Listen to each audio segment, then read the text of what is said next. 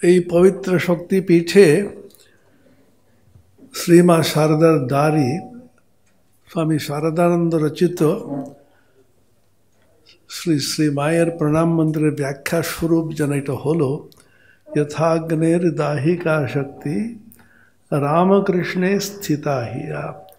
ঠাকুর শ্রীরামকৃষ্ণ কথামৃতে বারংবার বলেছেন, অগ্নি এবং দাহিকা শক্তি, দুগ্ধ এবং ধবলত্ব, তার মধ্যে সম্বন্ধটা কি? অনেক দিন ধরে আমি এটা আমার একটা সন্দেহ ছিল। অহংকার এবং মমকার আমরা বলি, অহংকার বললেই তো হলো, সর্বত্র গীতা থেকে শুরু করে অহংকার মমকার, অহংকার মমকার। আরে অহম বললেই তো হলো রে বাবা, অহংকার খুঁজলেই তো হলো, কিন্তু মমকার কেন সঙ্গে সঙ্গে আসবি? তখন আমি ভাবলাম অহংকার এমন বস্তু এত সহজে যায় না। ঠাকুরে বলেছেন বারংবার কেটে ফেললেও আবার কিন্তু এসে যায় অশ্বত্থ গাছের মতো। অহংকারটা তো স্ট্যান্ড অ্যালোন হতে পারে না, অহংকারকে থাকতে হবে মমকারকে অবলম্বন করে, হুকিং অন টু সামথিং বলি না আমরা, কোথাও গিয়ে ওর সঙ্গে সম্পর্ক করে ওরকে সম্বন্ধিত হয়ে অহংকারটা বাঁচবে।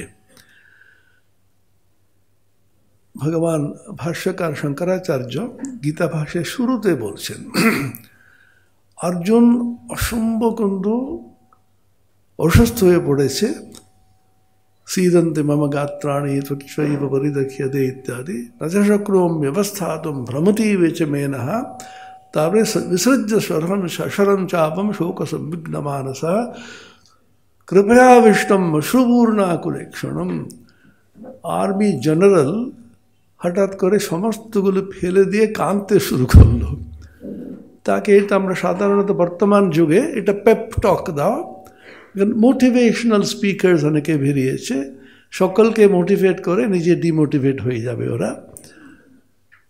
অথবা সমস্ত ব্লাড প্রেশারের সিমটমসগুলো আছে, মাথা ঘুরছে, ভ্রমতি বেচবে না, সমস্ত শরীরটা পুরো জ্বালা, আর পারছি না।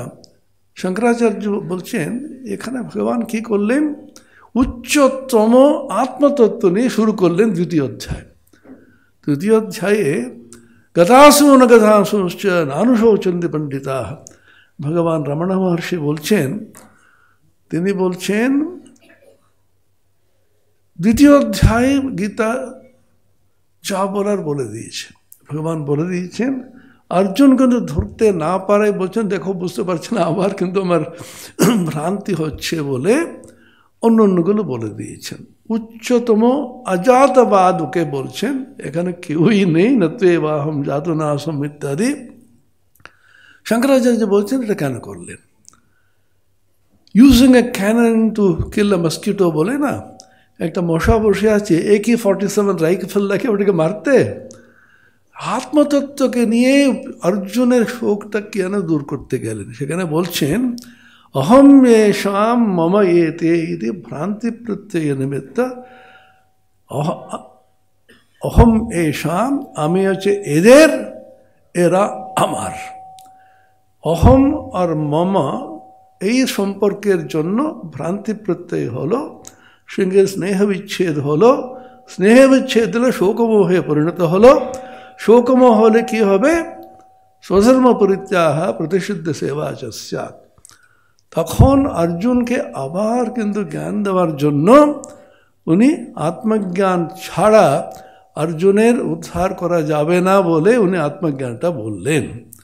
প্রথম বলছেন প্রথম অধ্যায়ে দেখি বলছেন, প্রথম প্রচণ্ড কিন্তু ঝরে এসছিল, কি বীরত্ব প্রকাশ করেছে। সেনয়োর মধ্যে রথম স্থাপয় মে অচ্যুত, হে অচ্যুত এদিকে এসো, ড্রাইভার তো অচ্যুত সারথ, হে ড্রাইভার এদিকে এসো, দুটো সেনার মাঝখানে রাখো। তখন শ্রীকৃষ্ণ মায়াবী রথ নিয়ে কোথায় দাঁড় করালেন? ভীষ্ম দ্রোণ প্রমুখতঃ। শুধু সোজা গেলেন ভীষ্ম এখানে গুরু নহত্বা হি মহানুভাবান বলে কাঁদতে শুরু করলেন উনি। আচার্যান মাচুলান ভ্রাতৃন পুত্রান পৌত্রান সখীম এতান নহন্তুম ইচ্ছামি ক্রতোমি মধুসূদন। আমার আমার আমার আমার।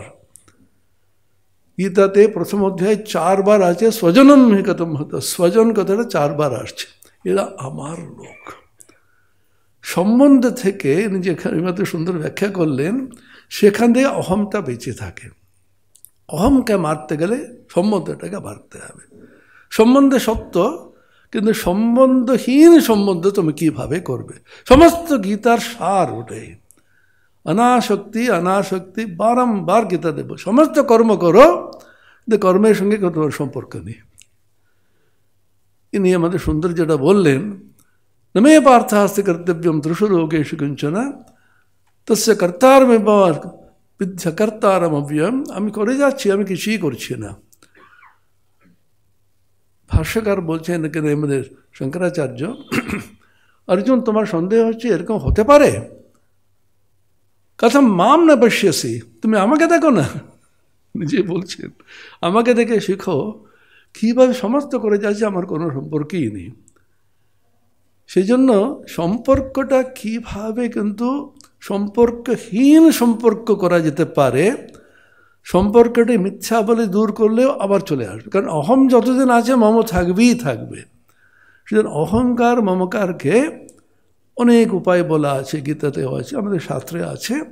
ভক্তি মার্গে তুমি শরণ নাও আমাকে, আমার কাছে সব দিয়ে দাও, যৎ করোষি যদশ্নাসি ইত্যাদিগুলো আছে। অথবা জ্ঞান মার্গে বলে নৈব কিঞ্চিৎ করোমি ইতি মন্যেব তত্ত্ববিৎ পশ্যন শৃণ্বন, উনি যেটা বলেছিলেন, আমি তো কিছুই করি না। যোগীরা বলছে সেটাকে পুড়িয়ে দিতে হবে না, একদম পুঁতে দাও। আর জ্ঞানীরা বলছে তুমি ওটাকে বিচার মার্গে গিয়ে ওটাকে শেষ করো।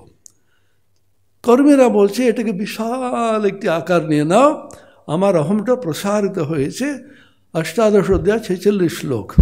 যত প্রবৃত্তির ভূতানাম এন সর্বমিদম ততম স্বকর্মণা তম অভ্যর্চ্য সিদ্ধিম বিন্দতি মানব। তোমার কর্মের মাধ্যমে ওকে উপাসনা করে। আচ্ছা, ঈশ্বর লাভ করতে হলে কী করতে হবে? আপনি কি করেন? আমি রাধামার করি, আমি অফিস চাকরি, ওটাই করবেন। ওই কর্মটাকে আমার অভ্যর্চনা রূপে করবেন, তাতেই হয়ে যাবে আপনার। It is not what you do but how you do it. কর্মযোগের যা সমস্যা, সেই জন্য সর্বত্র সম্বন্ধটা রয়েছে অহমের। অহমটা মমের জন্য বেঁচে আছে। অনেক জায়গায় আছে, উপনিষদে আছে। সোধ্বন পারমাপ্নোতি তদ বিষ্ণোঃ পরমম পদম। বিষ্ণুর পরম পদ র।